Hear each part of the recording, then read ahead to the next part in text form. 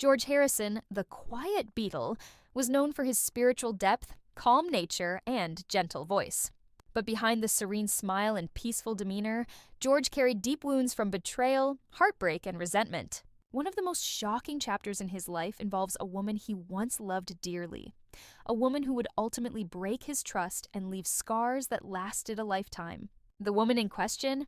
Pattie Boyd, his wife and muse, whose choices would shatter the bond between George and one of his closest friends. George first met Pattie Boyd in 1964 on the set of A Hard Day's Night, the Beatles' first feature film. Pattie, a stunning young model, immediately caught his attention. George was shy but direct. Within hours of meeting her, he asked, "Will you marry me?" Though she initially laughed off the proposal, the chemistry between them was undeniable.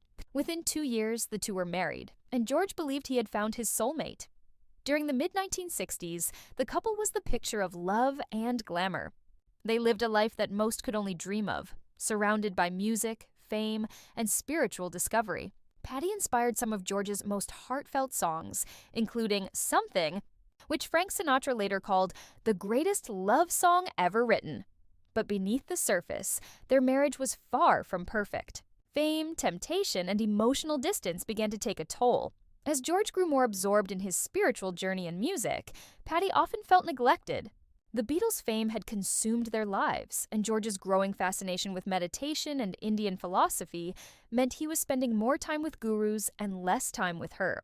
The emotional gap widened, and into that void stepped one of George's closest friends, Eric Clapton. Clapton and George shared a deep musical connection and mutual respect. They collaborated often and were part of the same social circles. But when Eric met Pattie, something dangerous began. He fell hopelessly in love with her.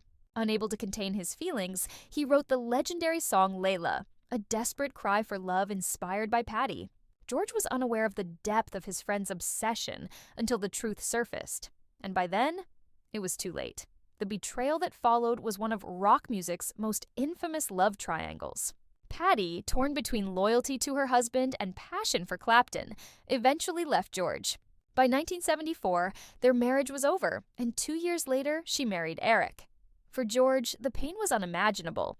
His wife and his best friend had betrayed him, and the loss of trust cut deeper than any breakup could. Though George remained outwardly calm, those close to him said the hurt lingered for years.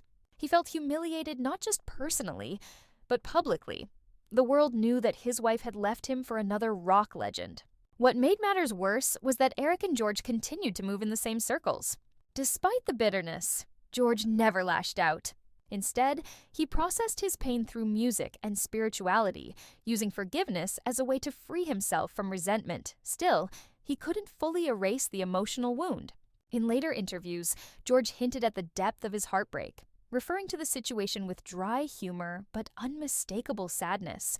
He once joked, "I don't care, I've got all the guitars." But those who knew him best said it wasn't that simple. George felt Pattie had chosen passion and fame over true spiritual connection, something he valued more than anything.